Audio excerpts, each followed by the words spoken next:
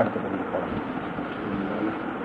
பொங்குவன் பொறி வளரும் பொற்கூடை மார்பஞ்சம் பெருமான் செங்கநாடரவாட்டும் செல்வஞ்சம் சிவனுரை கோயில பங்கமில் பல மறைகள் வல்லவர் பக்தர்கள் பரவும் பங்கமில் பல மறைகள் வல்லவர் பக்தர்கள் பரவும் தங்கு வென்றிரை காணல் தன்வயல் காணினன் நகரே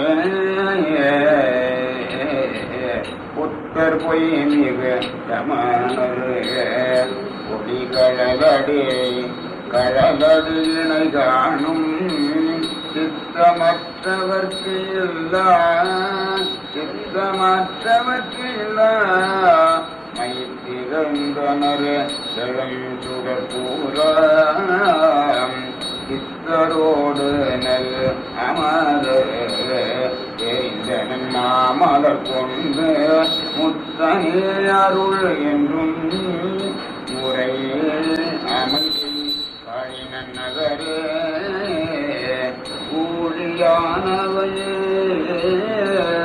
ஊழியானவை பரவும் மொழித்திடும் காலத்தில் ஓங்கும்.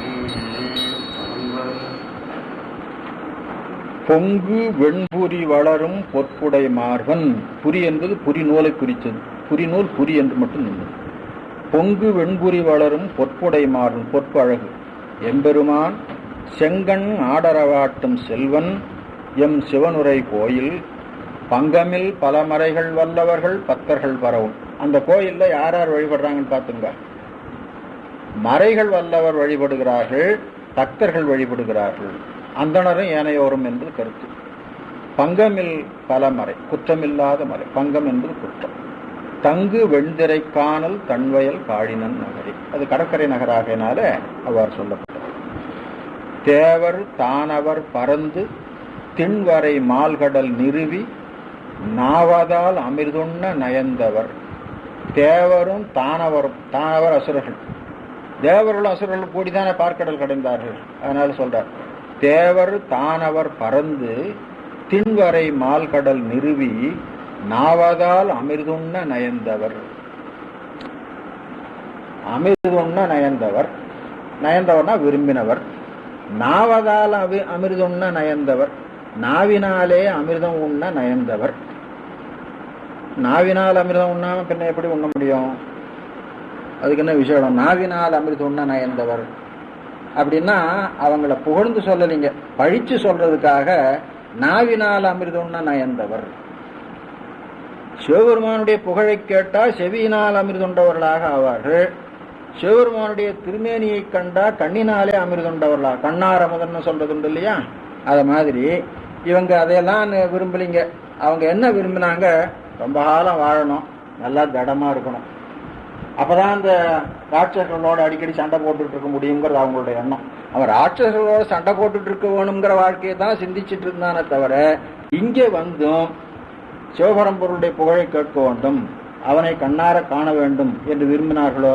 இல்லை. அதனால அமிர்துண்ண நயந்தவர், நாவதால் அமிர்துண்ண நயந்தவர். அப்போ சாதாரண உலகிலேயே திருவள்ளுவர் இந்த மாதிரி ஆளுகளை ரொம்ப பழிச்சு பேசியிருக்கிறார் இல்லையா? செவிய சுவையுணரா வாயுணவின் மாட்கள் அவியினும் வாழினும். அது மாதிரி வெறும் உணவு மட்டுமே தேடி என்னையா பயன் அப்படிங்கிற கருத்துல நாவதால் அமிர்துண்ண நயந்தவர் என்று சொல்லி, அப்ப நாவினால் உண்டை என்று சொன்னது அவர்கள் நாச்சுவை மட்டுமே விரும்பினார்களே ஒழிய வேறு ஒன்றையும் விரும்பவில்லை அப்படின்னு அவர்களை பழித்துரைத்ததாக நின்று. நாவதால் அமிர்துண்ண நயந்தவர், அவங்களால உண்ண முடிஞ்சதோ? முடியல. இருந்திட, இருதல்னா நீங்குதல். ஏன்னா இவன் கடைஞ்சான், அமிர்தம் வரும்னு நினைச்சு கடைஞ்சான், நஞ்சு வந்தது, அஞ்சு ஓடினான். ஓடி என்ன பண்ணான்? ஆவ ஆவ ஆ ஆ என்பது ஆவ. அவர் பண்ணாரு திருவாசகத்துல, ஆவ என்று அவிதாயிடம் நம்மவர். அப்ப இவன் என்ன பண்ணிருக்கணும்? கஷ்டம் வந்த பிறகுதான் சிவபெருமான் ஒருத்தன் இருக்கிறான், அவன்கிட்ட போய் கேட்கணும்னு இவனுங்களுக்கு புத்தி வந்ததை தவிர முன்னதாகவே அவனை சென்று அடைகிறாமல, கடையாமலே அவனுங்களுக்கு பலம் கிடைச்சிருக்கும் இல்லை. சிரமப்பட்டு மேருமலை கொண்டு மத்தா நட்டு பாம்பை கொண்டு வந்து கயிறா பிடிச்சி ரெண்டு பக்கம் இழுக்கிறதுக்கு இவனுங்களால முடியாத, ஒரு பக்கம் நீங்க பிடிக்கிறான்னு அவனுங்களை உட்கார வச்சு ஒரு பக்கம் இவனுங்க இவ்வளவு கஷ்டப்பட்டாங்க. அதை விட ஆண்டவனே இந்த ராட்சசர்கள் எங்களுக்கு ரொம்ப தொந்தரவு கொடுக்குறாங்க, இவங்களை வெல்லுவதற்குரிய பலத்தை எனக்கு கொடுங்கன்னு அங்கே போய் கேட்டிருக்கலாம் இல்லை. இவன் இவ்வளவும் செய்து அவனுக்கு நஞ்சு தான் வந்தது கடைசியில். இதுல இருந்து எங்களை காப்பாற்றுன்னு திரும்ப அங்கே ஓடினான். இதுதான் மனுஷனுடைய வழக்கங்கள், ஆன்ம வர்க்கத்தினுடைய வழக்கம். தேவர்களாக இருந்தாலும் சரி, மனிதர்களாக இருந்தாலும் சரி, நம்ம முயற்சியை செய்து பார்ப்பான், சிரமம் வந்த பிறகுதான் அங்கே போய் விடுவான். நாவதால் அமிர்துண்ண நயந்தவர் இருந்திட கண்டு ஆவ என்று அருநஞ்சம் உண்டவன். ஆவ என்று அருநஞ்சம் என்றதால் என்று அர்த்தம் பண்ணிக்கோணும். ஆவ என்று அருநஞ்சம் உண்டவன் அமர்தரும் மூதூர் காவலார் மதில் சூழ்ந்த கடிபொழில் காடினன் நகரே. கடிபொழில் காழி மனமிக்க பொழில். கடி என்ற பெரும்பாலும் கடி என்ற சொல்லுக்கு நிறைய அர்த்தம் உண்டுங்க, பெரும்பாலும் மனம் என்ற பொருள் இங்கே ஆரம்பம். அடுத்து கரியின் மாமுகமுடைய கணபதி தாதை, அது எல்லாருக்கும் தெரியும். பல்பூதம் திரிய இல்பலிக்கு ஏகும் செழுஞ்சுடர். செழுஞ்சுடர் ஆனா பிச்சை எடுக்க போகுது. இல் பலிக்கு ஏகும், இல்லந்தோறும் விடுகின்ற பலிக்காக ஏகும். பல்பூதம் திரிய, இவன் போற பொழுது இவனுடைய பூதகணங்கள் கூடவே வரும். அதுவும் இங்கேயும் அங்கேயும் போய் இவன் ஒரு வீட்டுல கேட்பான், அது ஒரு வீட்டுல போய் கேட்கும், இப்படி அங்கேயும் இங்கேயும் தெரிஞ்சிட்டு இருப்பான். பல்பூதம் திரிய இல்பலிக்கேகும் செழுஞ்சுடர் சேர்தரும் மூதூர் சரியின் முன்கை நன் மாதர் சதிபட மானடம். சதி என்பது தாளச்சதி, காலில் அடை போடுறாங்க இல்லையா, அதுக்கு சதின்னு பேர். சதிபட மானடம் ஆடி உரிய நாமங்கள் ஏத்தும் ஒலிபுனல் காடினன் நகரே. மாதர் சதிபட நடமாடி நாமங்கள் ஏத்தும் மகளிர், வளையணிந்த மகளிர் நடமாடுகிறார்கள், அதனோடு இறைவனுடைய நாமத்தை ஏற்றி நடமாடுகிறார்கள். அத்தகைய காடினன் நகர். சங்க வெண்குழை செவியன், சங்கக்குழை தன்மதி சூடிய சென்னி அங்கம் பூனென உடைய அப்பன். அங்கம் பூனென உடைய அப்பன்.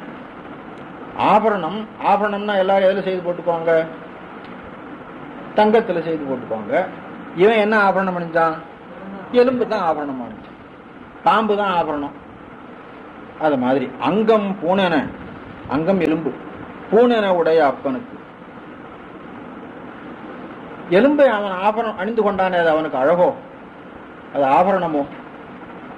அப்படின்னா எலும்பை நாம் எடுத்து அணிந்து கொண்டால் அப்புறம் அவ்வளோ குடிச்சிட்டு தான் உள்ள போகணும். அவன் அணிந்து கொண்ட எலும்புக்கு அது கருத்து இல்லை. எது அழிந்தாலும் கடைசியில் அது அவன்கிட்ட தான் போய் சேரணும். அவன் சங்கார கர்த்தா, எல்லாம் அழிஞ்சு அவனிடத்துல போய் சேருவான். அப்ப அவன் தான் சங்கார மகா சங்கார காரணன் அப்படிங்கிறது அவனை உணர்த்துகிறது. அப்ப அந்த எலும்பு அவனுக்கு ஆபரணமாக. அதனால்தான் எலும்பு அங்கம் பூனென உகந்த அப்பன். அங்கம் பூனென உகந்த அப்பன் அவனுக்கு அழகிய ஊராம் துங்க மாளிகை உயர்ந்த தொகுகொடி வானிடை மிடைந்து வங்க வான்மதி தடவும் மணிபொழி காடினன். வங்க வாழ்மதி, வாழ் என்பதுக்கு ஒளின்னு அர்த்தம், வங்க என்பதுக்கு ஒளின்னு அர்த்தம். வெள்ளி போலும் ஒளியுடைய என்றார். அடுத்து மங்கை கூரமர் மெய்யான் மான்மரி ஏந்திய கையான். மான்மரி, மான் கன்று, மரி என்பது கன்று அடைமொழி, கன்றின் பெயர், இளமை பெயர்.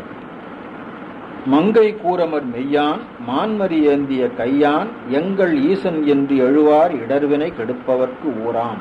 எங்கள் ஈசன், எங்களுக்கு தலைவன், அந்த உரிமை பாராட்டணும். நான் அவனுக்கு அடிமை, அவன் நமக்கு தலைவன் அப்படின்னு அந்த அடிமை பாராட்டி பக்தி செய்வோம். அப்படி செய்தால் அவர்களுக்கு அருள் கிடைக்கும் சொல்றார். எங்கள் ஈசன் என்று எழுவார் இடர்வினை கெடுப்பவர்க்கு ஊராம்.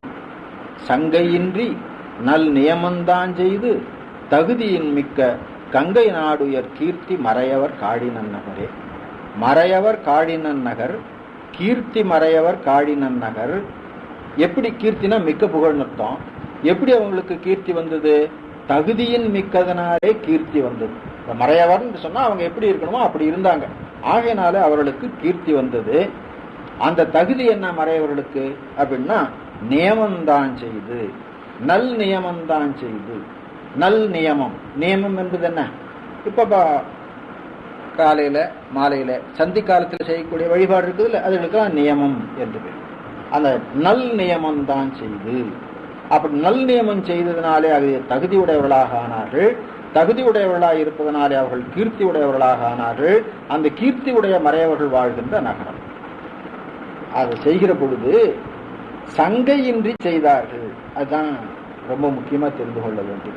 சங்கையின்றி, சங்கைன்னா சந்தேகங்க, சங்கையின்றி நல் நியமம்தான் செய்து.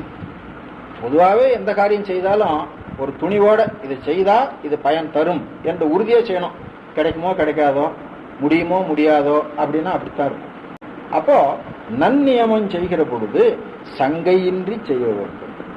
சங்கை என்பதுக்கு இன்னொரு பொருள் எண்ணிக்கை என்று ஒரு பொருள். எவ்வளவு நாள் செய்தாங்க கணக்கே இல்லை. நாள் வாழ்நாள் எவ்வளவு உண்டோ அவ்வளவு நாளும் செய்ய வேண்டும். இதுல என்ன கணக்கு இருக்குது? சிவ பூஜை எத்தனை வருஷம் செய்யணுங்க? 10 வருஷம் செய்தா போதுங்களா, அப்புறம் விட்டுடலாங்களா? அப்படி இல்லை, அந்த மாதிரி இல்லை, கணக்கு இல்லை. என்னைக்கு நீ சிவபூஜை செய்யணும்னு ஆசைப்பட்டியோ அன்னையிலும் தொடங்க வேண்டியதுதான். எவ்வளவு காலம் உன்னால முடியுமோ அவ்வளவு காலம் செய்ய வேண்டியதுதான். உன்னால முடியாம தானே விலகலான வழிய நீயாக இவ்வளவு நாள் செய்தது போதும்னு விடக்கூடாது. அந்த மாதிரி சங்கை இன்றி. அப்ப சங்கை என்பது 2 பொருள், எண்ணிக்கைன்னு ஒரு பொருள், ஐயம்னு ஒரு பொருள். அவங்க சங்கையின்றி நன்னியமம் செய்தவர்கள், ஐயம் இன்றி நன்னியமம் செய்தவர்கள், ஆகையினாலே தகுதியுடையவர்கள். அந்த தகுதியினாலே அவர்களுக்கு கீர்த்தி வந்தது. அந்த கீர்த்தி உடைய மறையவர்கள் வாழ்கின்ற காவிரி. கங்கை நாடுயர் கீர்த்தி மறையவர். கங்கை நாடு உயர் கீர்த்தி, கங்கை நாடளவும் உயர்ந்து விளங்கிய கீர்த்தியை உடைய மறையவர் என்ற அர்த்தம். அதுக்கு இன்னொரு அர்த்தம், கங்கை நாடுல இருந்து இங்கே வந்தவர்கள். சரித்திரத்தில் அப்படிதான் இருக்கு. ராஜராஜன் காலத்துல இருந்தெல்லாம் வடக்க படையெடுத்து போனாங்க. போயிட்டு திரும்பி வர்ற பொழுது கங்கை கரையில இருந்து அந்தணர்களை இங்கே கொண்டு வந்து குடியேற்றினாங்க. குடியேற்றினது மட்டுமல்ல, அவர்களை தான் தங்களுக்கு ஆச்சாரியர்களாக வைத்துக் கொண்டார்கள். அவர்களுக்கு நிபந்தங்கள் கொடுத்திருக்கிறார்கள். அது கல்வெட்டு இன்னைக்கும் இருந்துட்டு இருக்கு. அதனால கங்கை நாடு உயர் கீர்த்தி. அப்ப இங்கே பாடப்பட்ட மறையவர்கள் இது ராஜராஜன் காலம் இல்லை. ராஜராஜன் காலத்துக்கும் ஒரு 300 வருஷத்துக்கு முன்னால. ராஜராஜன்லாம் 9ஆம் நூற்றாண்டுக்கு பிறகு வந்தவன், இவங்க 7ஆம் நூற்றாண்டுக்காரர்கள். அப்ப 300 வருஷத்துக்கு முன்னால. இது பல்லவர்கள் காலம். இப்ப பல்லவர்கள் காலத்திலேயும் வடநாட்டிலே இருந்து பிராமணர்கள் இங்கே கொண்டு வந்து குடியமர்த்தப்பட்டிருக்கிறார்கள் அப்படிங்கிறத நாம் தெரிந்து கொள்ள வேண்டும். அதைத்தான் அந்த குமரகுருவரன் பத்திரிகையில் அவர் எழுத, அங்கிருந்து வந்தவங்க வேதம் படிக்கிறதுக்காக ஒரு பொது எழுத்தை வச்சுக்கிட்டாங்க, அதுதான் கிரந்த லிபியாக ஆச்சு அப்படின்னா. அங்கிருந்து வந்தவன் வேதம் படிச்சானா எழுத்த படிச்சுக்க மாட்டானா? அதுக்காக ஒரு லிபி வேணுமா? வேதம் நம்ம வேதம் தான், அங்கிருந்து வந்தவன் படிக்கிறதுக்காக எழுத்த மாத்திக்கிட்டாங்க அப்படின்னு எழுதி வச்சிருக்காங்க. இன்னும் இருக்கிறதுக்கு சப்பக்கட்டு கட்டணும், அதுக்காக கட்டிக்கிட்டு இருக்காங்க. கங்கை நாடு உயர் கீர்த்தி மறையவர் காடினன். மெய்கண்டாரில் கூட ஒரு கட்டுரை வந்திருக்குங்க. இவர் எழுதிக்கார், நாகசாமி. கங்கை நாடு உயர் கீர்த்தி மறையவர் தலைப்பு போட்டு மற்ற நாட்டில் இருந்து அந்தணர்கள் இங்கே கொண்டு வந்து குடியமர்த்தப்பட்டார்கள் அப்படின்னு. அது ராஜராஜ காலம், ராஜேந்திரன் காலம் வரையில் நடந்திருக்குங்க. ராஜேந்திரன் காலத்துக்கு பிறகு ஆட்சியில கொஞ்சம் பின்னால் ஆள்கள் இல்லை அவனுக்கு. ராஜேந்திரனுக்கு பிறகு அவன் பேரன் தான் சாளுக்கிய நாட்டிலேருந்து வந்து குலோத்துங்கன்னு பேர் வச்சுக்கிட்டு அரசாண்டான். குலோத்துங்கன பிறகு எல்லாம் மாறி போச்சு. அதன் பிறகு ஒரு 2-3 தலைமுறைக்கு நம்ம சோழ பரம்பரை மெலிய ஆரம்பிச்சு. ஆக நம்ம நாட்டில் அந்தணர்கள் என்பவர்கள், நாம சொல்ற குருக்கள்கள் வேற, இங்கே சொல்லுகிற மறையாளர்கள் அந்தணர்கள் என்பவர்கள் வேற. அந்த ரெண்டும் ஞாபகம் வச்சுக்கணும். குருக்களுக்கும் நம்மவங்க தான். அவர்கள் சாஸ்திர ஞானத்துக்காகவும் பிறருக்கு சாஸ்திரோபதேசம் செய்யவும் தீட்சை செய்யவுமாகவும் நியமிக்கப்பட்டவர்கள். ஆகையினால் அவர்கள் குருக்கள் என்று தனியானாங்க. இந்த மறையவர்கள் இவங்க வேற. கங்கை நாடு உயர் கீர்த்தி மறையவர் காடினன் நகரே.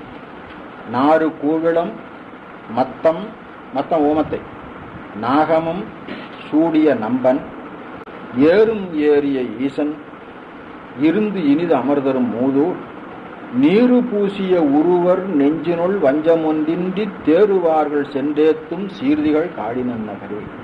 சென்று ஏத்தும் சீர்திகர் காடினன் நகர். யார் சென்று ஏத்துவார்கள்? தேறுவார்கள் சென்று ஏத்தும். தேறுதல்னா தெளிதல் அர்த்தம். என்னவென்று தெளிதல்? இவன் ஒருவனே பரம்பொருள், மகா சங்கார காரணனாகிய சிவமே பரம்பொருள் என்று தெளிந்தவர்கள் சென்று ஏத்துகிறார்கள். எனவே தேறுவார்கள் சென்று ஏத்தும் சீர்திகள் காழினகர். அப்படி ஏத்துகிற பொழுது எப்படி ஏத்துகிறார்கள்? வஞ்சம் ஒன்று இன்றி ஏத்துகிறார்கள். வஞ்சம் ஒன்றின்றி என்பதை ஏத்துதல் என்று கூட்டிக் கொள்ள வேணும், தேறுவார்களோட கூட்டக்கூடாது. வஞ்சம் ஒன்று இன்றி தேறுவார்கள் சென்று ஏத்தும் சீர்திகள் காழினகர். வஞ்சம் எங்க இருக்கும்? நெஞ்சில. நெஞ்சினுள் வஞ்சம் ஒன்று இன்றி. சரியா, நெஞ்சில வஞ்சம் இல்லை. நெஞ்சில வஞ்சம் இல்லைங்கிறதுக்கு அடையாளமா உடம்புல ஏதாவது இருக்குதோ அப்படின்னு கேட்டா, நீரு பூசிய ஒருவர். பூசும் நீரு போல் உள்ளும் புனிதர். அவர் என்ன பண்ணார்? வெளியில இருக்கிற திருநீற்றை காட்டி உள்ளேயும் புனிதத்தன்மையை காட்டினார். இவர் என்ன பண்ணார்? நீரு பூசிய ஒருவர் நெஞ்சினுள் வஞ்சம் ஒன்றின்றி. ரெண்டும் ஒன்னா தான் இருக்கு. நீரு பூசிய ஒருவர் நெஞ்சினுள் வஞ்சம் ஒன்றின்றி தேறுவார்கள். தேறுவார்கள், தெளிவார்கள். என்னவென்று தெளிதல் என்று அங்க சொல்லல, நாம தான் அதை கூட்டிக் கொள்ளவும். தேறுவார்கள் என்று சென்றேத்தும் சீர்திகள் காடினன். நடமதாடிய நாதன் நந்திதன் முழவிடை. நந்திதன் முழவிடை நடனம் ஆடிய நாதன், அப்படி பிரிச்சுக்கோ. நடமதாடிய நாதன் நந்திதன் முழவிடை. காட்டில் இடம் அமர்ந்து ஒரு காலம் விரித்து அறம் உரைத்தவர் கூறான். காட்டில் அமர்ந்து, இடம் அமர்ந்து, காட்டையே தனக்கு இடமாக கொண்டு தங்கி இருந்தான். அங்க அமர்ந்து தங்கின்னு அர்த்தம். இடம் அமர்ந்துன்னா விஷத்தை அமிர்தமாக விரும்பி உண்டான் என்றுதான். அப்ப இந்த அமர்ந்து என்ற ஒரு சொல் காட்டில் என்பதனோடும் விடம் என்பதும் கூற்ற பொழுது தனித்தனியா கூட்டிக் கொள்ளணும். காட்டில் அமர்ந்து, காட்டில் தங்கி இருந்து, விடம் அமர்ந்து விஷத்தை விரும்பி உண்டு என்று அர்த்தம் பண்ண. காட்டில் விடம் அமர்ந்து ஒரு காலம் விரித்து அறம் உரைத்தவன். ஒரு காலம் விரித்து அறம் உரைத்தவன் என்றது கல்லாலின் கீழே இருந்து சனகாதி முனிவருக்கு உரைத்ததை சொன்ன.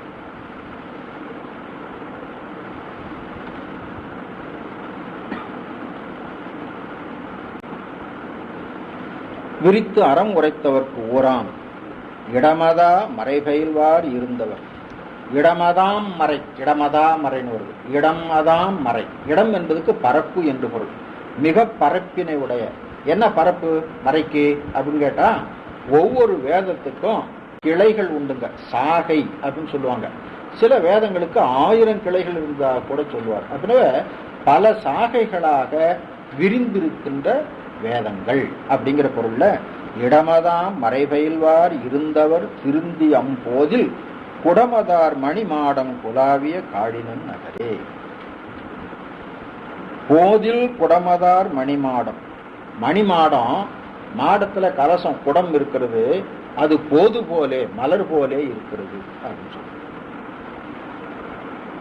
கார்கொள் போது போலேன்னு சொன்னா நன்கு மலர்ந்த மலர் கலசம் தானே. இப்ப நன்கு மலர்ந்த மலர்ந்தா இப்படி விரிந்திருக்கோம். போது என்பது அரும்பும் இல்லை, நல்லா மலரவும் இல்லை அப்படிங்கிற நிலையில் இருக்கக்கூடியது. அது போன்ற கலசம் என்ற.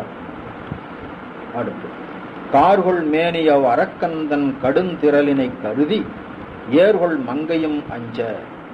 அரக்கனுடைய கடுந்திரலினை கருதி ஏர்கொள் மங்கை உமையம்மை அஞ்ச. எழில் மலை எடுத்தவன் நெறிய சீர்கொள் பாதத்து ஓர் விரலால் செலுத்த என் சிவனுரை கோயில். அவன் வலிவுடையவனாக மலையை எடுத்தான்.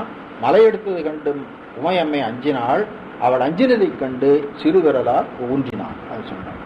எம் சிவனுரை கோயில் தார்கொள் வண்டினம் சூழ்ந்த தன்வயல் காழினன் நகரே.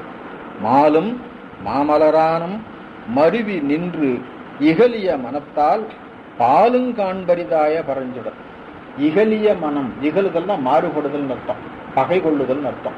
இகலிய மனத்தால், யாரோடு இகலிய மனத்தால்? அவன் ஒருத்தருக்கு ஒருத்தன் மாறு கொண்டார்கள். நீ பெரியவனா நான் பெரியவனா, படைத்தல் தொழில் செய்தவன் பெரியவனா காத்தல் தொழில் செய்தவன் பெரியவனா அப்படின்னு அவங்களுக்குள்ள இகலினார். அதனால இகலிய மனத்தால் போனாங்க. அப்புறம் இன்னொன்னு இகழுதல்.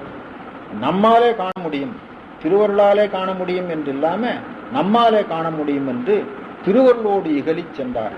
அப்படி இகழி சென்றதுனால என்ன ஆச்சுன்னு கேட்டா, பாலும் காண்பரிதாய்ச்சு.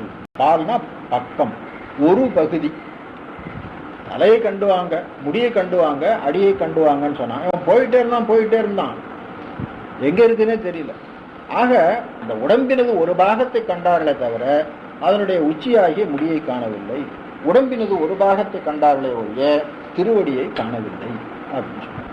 பாலும் காண்பரிதாய, பாலும் என்பது பக்கம், ஒரு பக்கத்தையும் கூட கண்டறியாதவர்களாக, பாலும் காண்பரிதாய பரஞ்சுடர் தன்பதியாகும் சேலும் வாழையும் கயலும், சேல் வாழை கயல் மூணும் மீன் தான், இல்லை ஒரு வகை, செறிந்து தன் கிளையோடு மேய ஆளும் சாலினற் கதிர்கள் அணிவயல் காழினன் நகரே. ஆளும், ஆளும்னா தழைக்கும் நட்பம், சாலி நெல்லு, சாலினற் கதிர்கள் அணிவயல் காழினன் நகர். புத்தர் பொய்மிகு சமணர் பொலிகடல் அடியினை காணும் சித்தம் அற்றவர்க்கு இல்லாமை திகழ்ந்த நற்செழுஞ்சுடர்.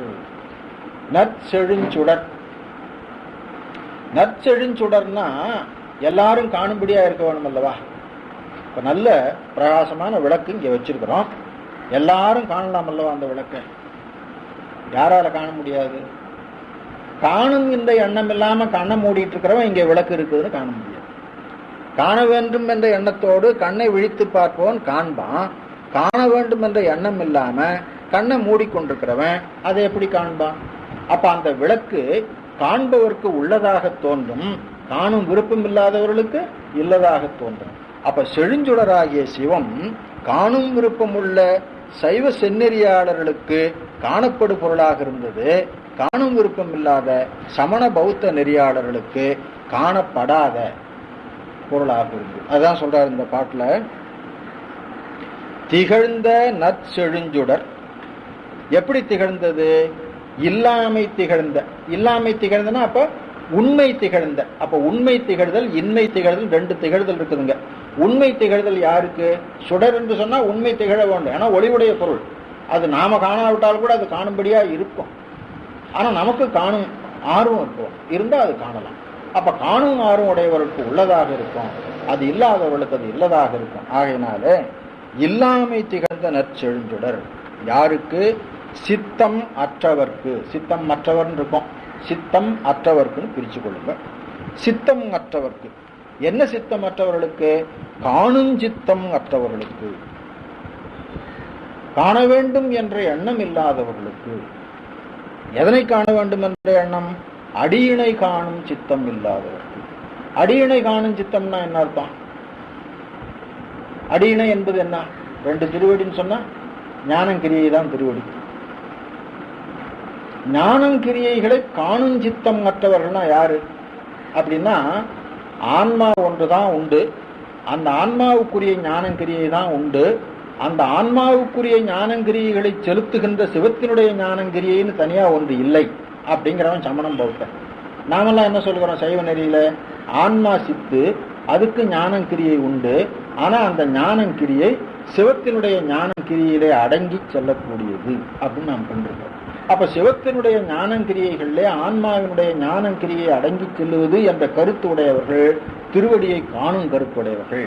சிவம் என்று ஒரு பொருள் இல்லை, இருக்கிறதே நான் தான், என்னுடைய ஞானங்கிரியை தான் இருக்கிறது என்பவர்களுக்கு அந்த சிவம் இல்லாத பொருளாக ஆகும். எனவே சமண பௌத்தர்கள் கடவுளை பற்றி இறைவனை பற்றி பேசுவதில்லை, ஆன்மாக்களை மட்டும்தான் பேசினார்கள். எனவே ஆன்மாவுக்குரிய ஞானங்கிரியை தான் அவங்களுக்கு தெரியுமே தவிர அதுக்கு மேலே அதனை செலுத்தி கொண்டிருக்கின்ற இறைவனுடைய ஞானங்கிரியை அவர்களுக்கு தெரியாது. அவர்களுக்கு அவன் விளங்கி தோன்றாதவனாக இருக்கிறான். அவர் சொல்றார், புத்தர் பொய்மிகு சமணர் பொலிகழல் அடியினை காணும். பொலி விளங்குகின்ற கழலணிந்த அடியினையை, பொலி என்பது பொலிவு, அழகு. பொலிகழல் அடியினை காணும் சித்தம் அற்றவர்க்கு இல்லாமை திகழ்ந்த நற்செழுஞ்சுடர். சித்தம் மற்றவர்க்கு இல்லாமை திகழ்ந்தான், எனவே சித்தம் உடையவர்களுக்கு உண்மை திகழ்பவன். ஆகினால் அவன் செழுஞ்சுடராக இருக்கிறான். செழுஞ்சுடர்க்கு ஊரான் சித்தரோடு நல் அமரர் செறிந்தனன் மாமலர் கொண்டு முத்தனே அருளென்று முறைமிசை காழினன் நகரே. சித்தரும் அமரர்களும் செறிந்து வழிபடுகிறார்கள், மாமலர் கொண்டு வழிபடுகிறார்கள், முத்தனே என்று வழிபடுகிறார்கள். முத்தனே என்று சொல்வதற்கு கருத்து என்ன? நீ இயல்பாகவே பாசங்களிலிருந்து விடுபட்டவன், நாங்கள் பாசங்களிலிருந்து விடுபடுவதற்கு உன்னுடைய திருவருளை கொண்டு முயன்று கொண்டிருக்கிறோம், விடுபட்ட நீதான் விடுபட முயலுகின்ற எங்களுக்கு அருள் செய்ய முடியும். அதுதான் அந்த சொல்ல முத்தனே என்று வச்சிருக்கார். சிவபெருமானே முத்தனே முதல்வா அப்படின்னு பாடுறது பல இடங்கள். ஆகினால் அவனை போய் கூப்பிடுற பொழுது முத்தனே என்று கூப்பிட, முத்தனே அருள் என்று முறைமை செய், மலர் கொண்டு அருள் என்று முறைமை செய்தல். முறைமை செய்தல்னா என்ன அர்த்தம்? முறையே வழிபாடு செய்தல், முறைமை செய்தல். இன்னொன்று முறையிட்டு கொள்ளுதல். நான் இவ்வாறு வினை தொடக்கிலே கிடக்கிறேன், பாசத் தொடக்கிலே கிடக்கிறேன், அந்த தொடக்கிலிருந்து விடுபடுப்பவன் நீதான், நீ முத்தனாகையினாலே நீ விடுபடுவிப்பாய் அப்படின்னு சொல்லி அறியவன். அதனால முத்தனே அருளென்று முறைமை செய் ஆழினி. இந்த சொற்கள்லாம் இறைவனுக்கு ஏகப்பட்ட சொல் இருக்குது. எந்த இடத்துல எந்த சொல் போட்டிருக்கிறாங்க, அந்த இடத்துல அந்த சொல் போட வேண்டிய அவசியம் என்ன, அந்த இடத்துல அந்த சொல்லினுடைய பொருளாற்றல் எப்படி சிறப்புடையதாக இருக்கிறது அப்படின்னு பார்க்கணும். அதனால சாதாரணமா முத்தனே அருளென்று முறைமிசை, முத்தனே முத்தனாக இருக்கின்ற சிவபெருமானே அருள் அருள்வாயாக என்று முறைமிசை அப்படி அர்த்தம் பண்ணிட்டா அர்த்தம்தான். அந்த முத்தனேங்கிற சொல்லி ஏன் அங்கே போட்டிருக்காங்க அப்படிங்கிறத பார்த்து பண்ணணும். அப்படி பண்ணினாதான் அந்த பதியத்தில் இருக்கக்கூடிய பொருள் சிறப்பு வரும்.